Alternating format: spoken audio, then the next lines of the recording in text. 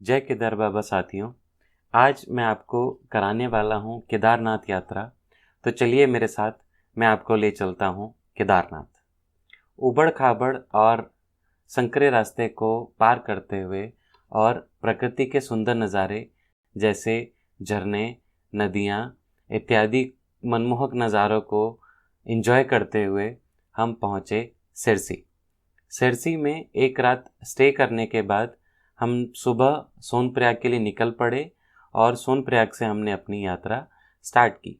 ये जो आप सामने शेड देख रहे हैं, यहाँ पर आपको अपना रजिस्ट्रेशन, कोविड सर्टिफिकेट वगैरह चेक कराना होता है। अगर आप इसको ऑनलाइन नहीं करा पाए हैं तो चिंता की कोई बात नहीं है, आप इसको यहाँ ऑफलाइन काउंटर पर भी करा सकते हैं। सबको मेरा एक सजेशन है कि आप जब भी सोनप्रयाग से चलें या गौरीकुंड से चलें तो आप एक रेनकोट ज़रूर खरीद लें, क्योंकि केदार घाटी में बारिश की पॉसिबिलिटी, संभावना हमेशा रहती है। सुबह के 8 बजने वाले हैं और हमने अपनी यात्रा स्टार्ट कर दी है। देखते हैं कि कितने बजे तक हम अपनी यात्रा को पूरी कर पाएंगे। आप मेरे पीछे एक सुंदर सी नदी बहती हुई देखिए, कितनी प्यारी नदी लग रही है। आगे लगी है लाइन टैक्सी पकड़ने के लिए, जो कि हमें सोनप्रयाग से गौरीकुंड तक लेके जाएगी। देख सकते हैं आप कितनी भीड़ है आज, इतना रश है, क्योंकि आज संडे का दिन है और इतना ज़्यादा रश है।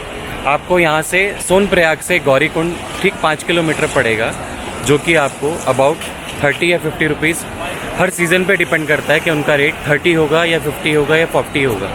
वो आपको यहाँ से गौरीकुंड तक लेके जाएंगे। गौरीकुंड से आप अपनी यात्रा स्टार्ट कर सकते हैं। कुछ लोग आप देख सकते हैं यहाँ से शॉर्टकट लेके जा रहे हैं। मेरी पर्सनल रिक्वेस्ट है, आप इस तरह के शॉर्टकट ना लें जो कि आपकी यात्रा के लिए जोखिम हो।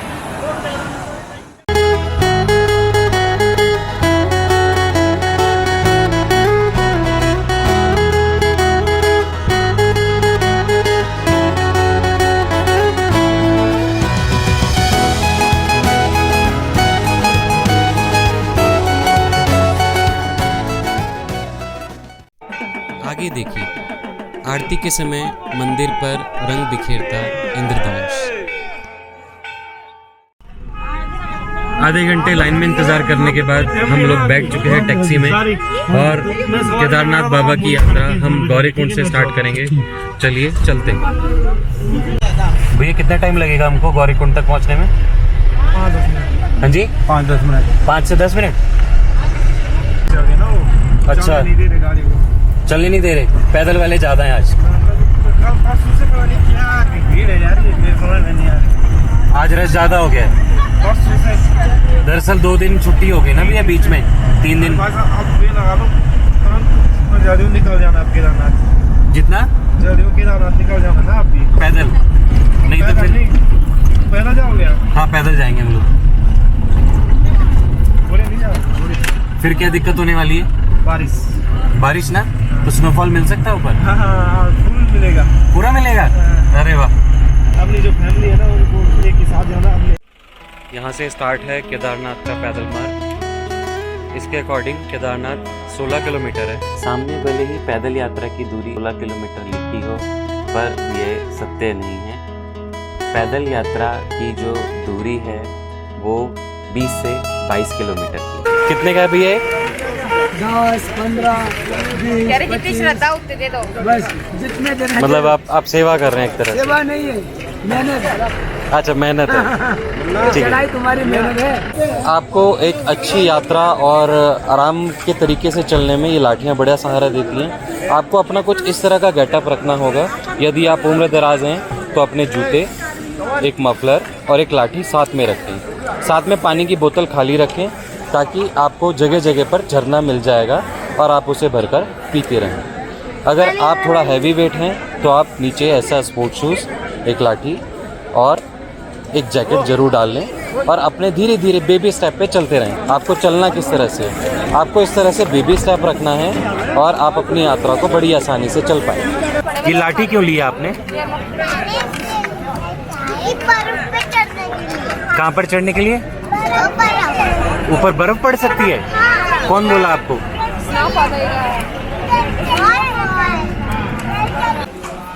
ये है गौरीकुंड पोस्ट ऑफिस और ठीक पोस्ट ऑफिस के बराबर से आपकी पैदल यात्रा स्टार्ट होती है।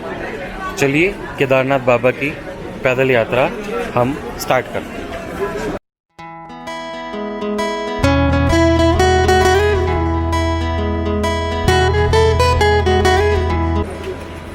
गौरीकुंड की तंग गलियों में से निकलते हुए हमारी पैदल यात्रा स्टार्ट हो गई है। सभी को मैं सजेस्ट करना चाहूँगा कि सब लोग आप अपने अपने पेस पे चलें, यानी अपनी अपनी स्पीड पे चलें। अगर आप लोग ग्रुप में हैं तो साथ रहें, पर किसी को भी क्रिटिसाइज़ ना करें। सब अपनी स्पीड से चलें ताकि आप बिना थके और बड़े आराम से अपनी मंजिल तक पहुंच पाएँ। ये हमारी गौरीकुंड की तंग गलियाँ जहाँ से निकलकर हमारी यात्रा स्टार्ट होती है। यहाँ आसपास आपको खाने की सभी चीज़ें, कपड़े, ग्लव्स, जो भी ठंड में आपको ज़रूरत होती है या चलने में आपको सहायक होती है, वो सब आपको यहाँ मिल जाएगा। क्यों रुके पर यार? क्यों रुके हो आप? क्यों रुके हो आप? अच्छा, आप दुकान पे रुके हो सामान लेने? क्या क्या लेने?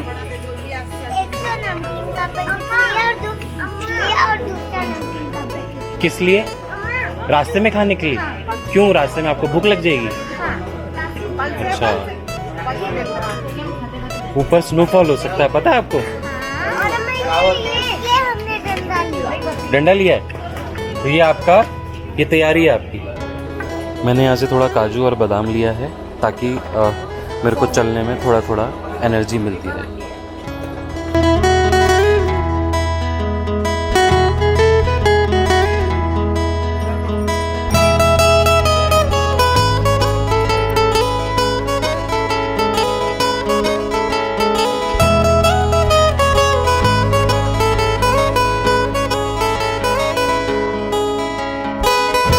गौरीकुंड से लगभग 500 से 600 मीटर की दूरी तय करने के बाद आप पहुंचेंगे घोड़ा पड़ाव। यदि आपके साथ बच्चे या बूढ़े हैं तो आपको सलाह दूंगा आप यहीं से उनके लिए घोड़ा या खच्चर कर लें, क्योंकि बच्चों और बूढ़ों के लिए 22 किलोमीटर की दूरी तय करना, चढ़ाई करना बहुत मुश्किल होता है।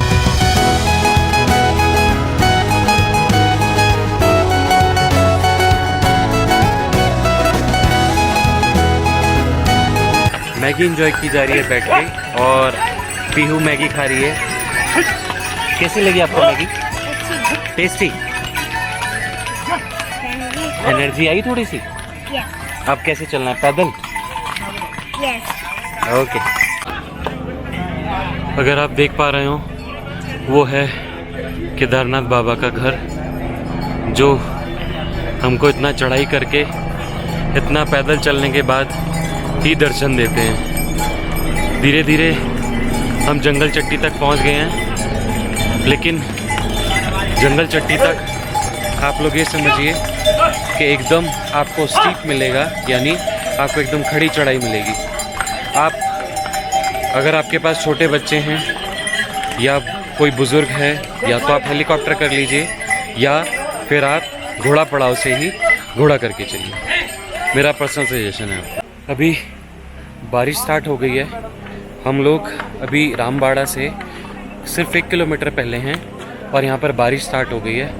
आपको शायद कैमरे में नहीं दिख रहा हो, पर अभी बारिश स्टार्ट हो गई है और इस हिसाब से 100% चांस रहता है कि हमको बाबा केदारनाथ बर्फ़ भी दिखा दें, वहाँ पर हमको बर्फ़ पड़ती हुई मिले। तो रहिए मेरे साथ, मैं आपको दिखाता हूँ। अगर मेरे को बर्फ़ मिलती है तो मैं आपको स्नोफॉल का नज़ारा दिखाऊँ। हम लोग अभी रामबाड़ा पहुँचने वाले थे कि बारिश बहुत तेज़ स्टार्ट हो गई है। हालांकि बारिश इतनी असरदार नहीं है, कपड़े भीग रहे हैं, पर ठंड भी लग रही है।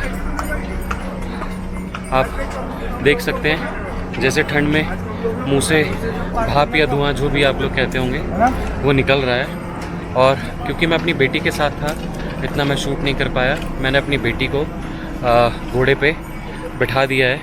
आप देख सकते हैं मौसम रामबाड़ा से आने से पहले ही इस तरह बिगड़ गया, बोला भी नहीं जा रहा है। देखो किस तरह से एकदम मौसम बिगड़ चुका है, ये देखिए आप। पर हेलीकॉप्टर अभी भी अपनी उड़ानें जारी रखते हुए हमको दिख नहीं रहा है, पर हेलीकॉप्टर यहाँ पर उड़ान भर रहे हैं। पत्थर पत्थर। आगे देखिए, आखिर क्यों मन को मोहने वाली प्रकृति डरावनी लगने लगी। हेलो, बारिश के कारण हमारी चाल थोड़ी कम हो गई थी, क्योंकि आप देख सकते हैं मैं पूरी तरह से भीग चुका हूँ। और यहाँ पर रामबाड़ा हम पहुँच चुके हैं। अभी जो मैं आपको नज़ारा दिखाने वाला हूँ वो बहुत ज़्यादा अद्भुत है और बहुत ही ज़्यादा अच्छा है, मनमोहक है। देखिए कितना सुंदर नज़ारा, बहुत प्यारा।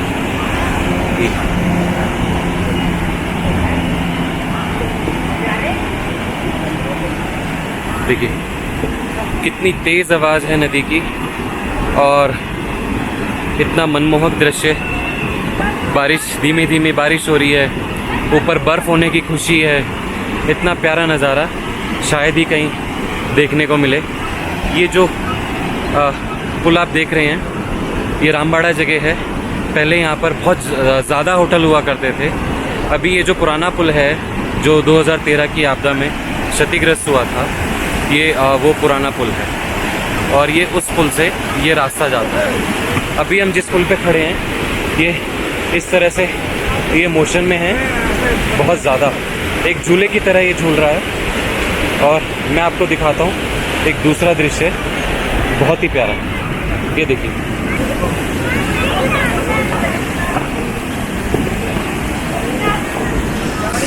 वो सामने आप देखिए, पता नहीं आप देख पा रहे हैं या नहीं, वो सामने का पहाड़ पे अभी कुछ टाइम पहले ये बर्फ़ नहीं थी, पर अभी वहाँ बर्फ़ चमकने लगी है, बर्फ़ दिखने लगी है। तो मेरे लिए बहुत ही खुशी का दिन है, क्योंकि आज तक मैंने स्नोफॉल नहीं देखा।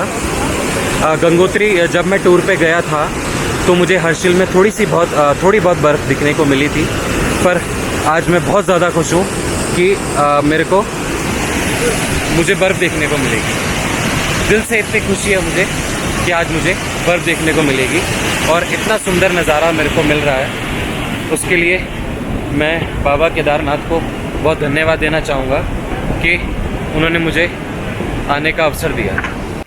हेलो, रात के बजे हैं 11 और बारिश सुबह से स्टार्ट है। Since the beginning of start of journey, या जर्नी स्टार्ट होने से ही बारिश शुरू है। अभी रात के 11 बजे हैं और हम लोग अभी बेस कैंप भी नहीं पहुंच पाए हैं। अब आपको लगा होगा कि इतना टाइम क्यों लग रहा है। आप लोग देख सकते हैं हाथ एकदम इस तरह से हो गया जैसे बर्फ़।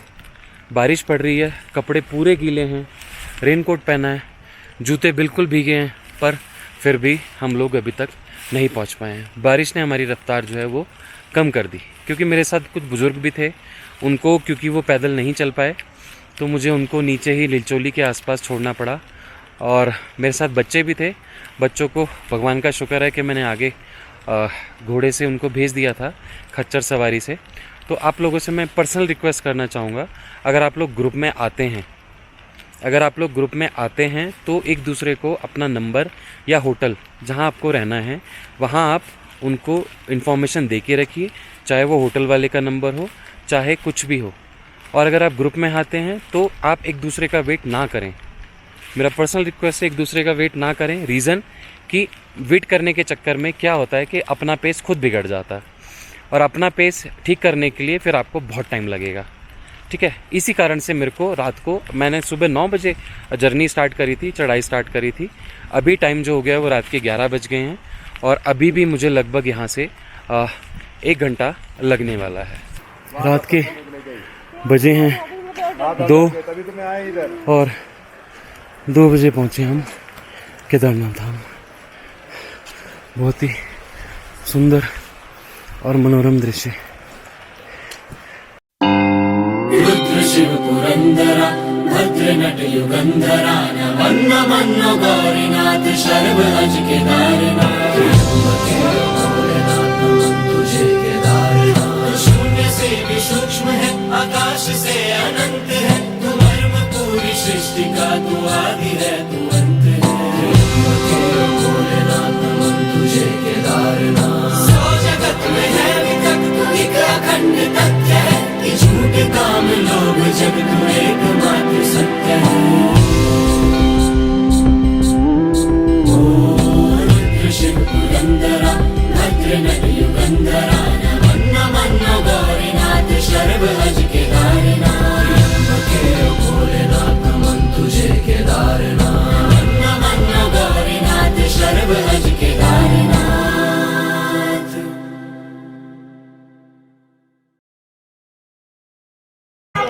मंदिर के ठीक राइट साइड में अंदर जाके प्रवचन हॉल के पीछे आपको ये अलवर का भंडारा मिलेगा। मतलब यहाँ खाना इतना टेस्टी है जो आपको पेट खाना भी आपको इतना टेस्टी नहीं मिलेगा जितना आपको यहाँ ये इतना। अभी हमने कढ़ी चावल खाए हैं, बहुत टेस्टी था। और भंडारा है, फ्री ऑफ कॉस्ट है, कोई आपको पैसा देना, पर टेस्टी है। मैं इन लोगों को थैंक यू बोलना चाहूँगा कि इन लोगों ने हमें इतना टेस्टी खाना खिलाया। भैया हमें कुछ इन्फॉर्मेशन देंगे भंडारे के बारे में कि कितने बजे होता है? सुबह 7:30 बजे चाय, हाँ जी, 9:30 बजे खाना, 3:30-4 बजे तक, फिर 6:30 बजे दोबारा खाना चालू हो जाता है, रात 9, 9:30, 10 बजे तक। तो कितने साल से चल रहा है अलवर भंडारा? 4 साल हो गया।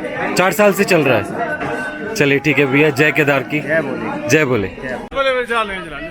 सुबह के बजे हैं 4:15 या 4:30, और हम लोग यहाँ मेरी गला भी थोड़ा बैठ गया है, जुकाम हो गया, क्योंकि हम लोग यहाँ 3 बजे केदारनाथ बाबा के दर्शन करने सुबह 3 बजे लाइन में लग गए थे। सुबह 3 बजे हमें जो दर्शन हुए बहुत ही ज़्यादा अच्छे, यानी हमने इस तरह से दर्शन किए। केदार बाबा जो शिला के रूप में यहाँ विराजमान है, उनको हमने अपने हाथों से छुआ, और हाथों से छूते ही ऐसा एहसास होता है कि किसी बड़े ने हमारा हाथ थाम लिया हो, किसी बुज़ुर्ग ने हमारा हाथ थाम लिया। बहुत ही सुंदर और मनोरम दृश्य, एक बहुत अच्छी खुशी, आंसू तक निकल आए दर्शन करते ही, बाबा का हाथ पकड़ते ही, बाबा को छूते ही, बाबा की धुनी रमाते ही।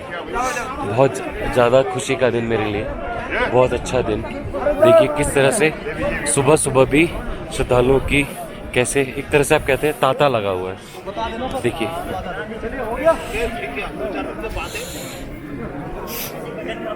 आप देख सकते हैं किस तरह से यहाँ लोग अपनी श्रद्धा को लिए हुए, अनमोल श्रद्धा आप बोल सकते हैं, अनमोल श्रद्धा को लिए हुए किस तरह दर्शन कर रहे हैं।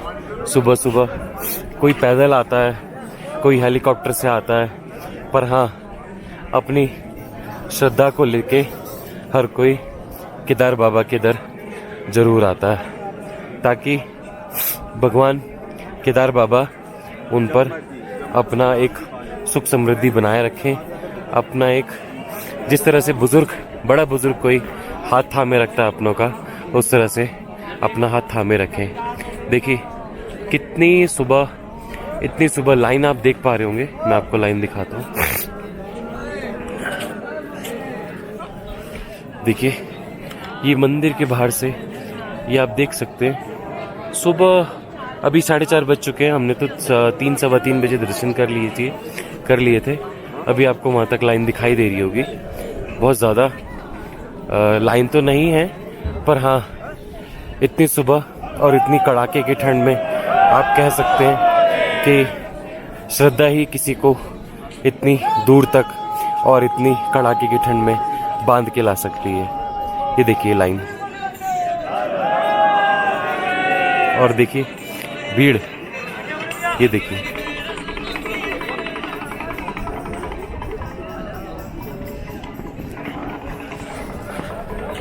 बहुत खुशी हो रही है मेरे को आज, बहुत ज़्यादा, बहुत खुश हूँ मैं आज। धन्यवाद।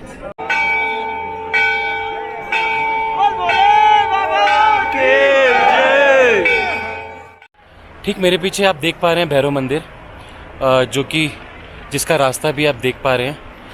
ये ना ज़्यादा स्टीप है ना ज़्यादा इस पर चढ़ाई है। लगभग 600 से 700 मीटर इसकी लंबाई यानी रास्ते की लंबाई बताई जा रही है।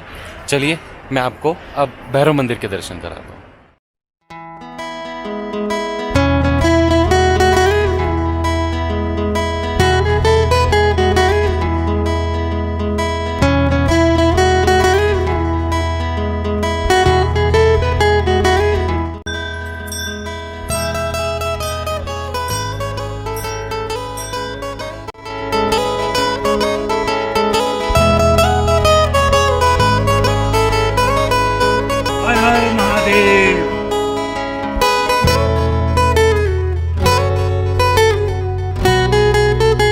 भैया हमको तुंगना ट्रैकिंग पे भी मिले थे उतरते हुए, अभी हमें भैरव मंदिर जाते हुए मिले।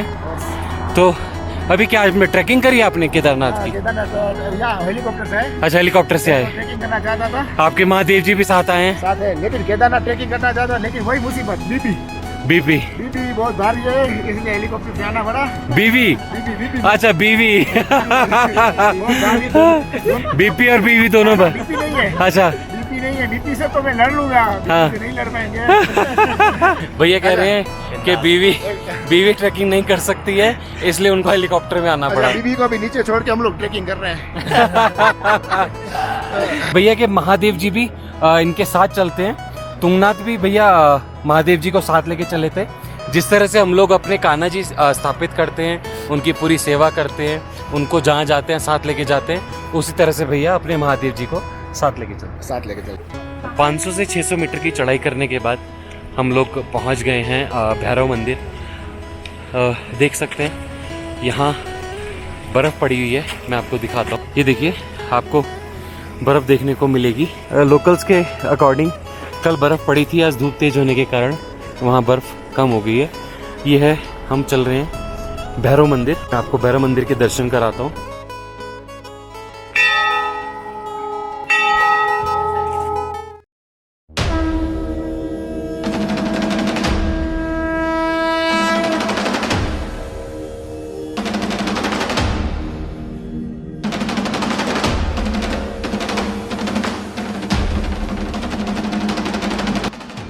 चाहे काशी के बाबा विश्वनाथ हों या उज्जैन के बाबा महाकाल, दोनों ही स्थानों पर काल भैरव के मंदिर हैं। ऐसे ही भगवान शिव के ज्योतिर्लिंग में से एक केदारनाथ में भी भूकुंड भैरव भैरवनाथ का मंदिर है। भूकुंड भैरव को केदारनाथ का क्षेत्रपाल कहा जाता है। यहाँ भी हर साल केदारनाथ के कपाट खुलने से पहले भैरव मंदिर में पूजा पाठ की जाती है और पुराणों में बताया गया है कि बिना भैरव के दर्शन के यात्रा अधूरी मानी जाती है। तो आइए दर्शन करते हैं।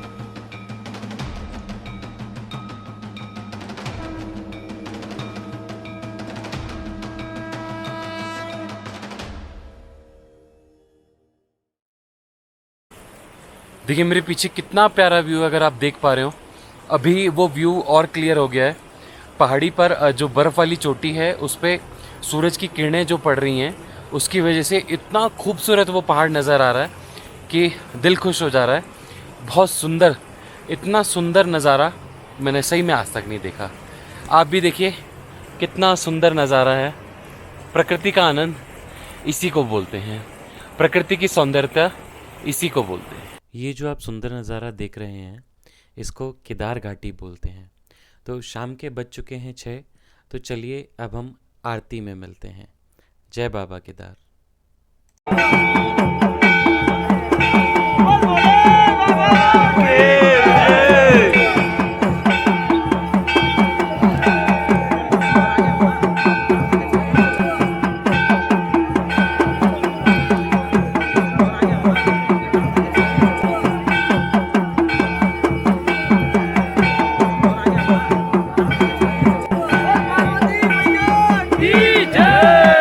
बृहस्पति दक्षिणा जग्यहो पुरयितु सोमः देवसेनानामभिमञ्जतीन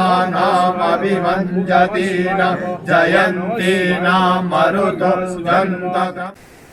ये जो बाढ़ जैसी स्थिति आप देख रहे हैं ये हमको वापसी के समय चाहिए। मंज़र बहुत डरावना था क्योंकि 2 दिन से बारिश रुकी ही नहीं। चढ़ते समय जो भी नज़ारे सुंदर थे वो अब डरावने लगने लगे। मन में हमेशा कदम कदम पर आपदा की आशंका बनी हुई। आपसे विनती है कि आप बरसात के मौसम में ऐसी जगह का रुख ना करें। अक्टूबर-नवंबर का महीना चुनें, सबसे उत्तम रहेगा। यदि आपको मेरी वीडियो पसंद आई हो तो प्लीज़ सब्सक्राइब ज़रूर करें। धन्यवाद।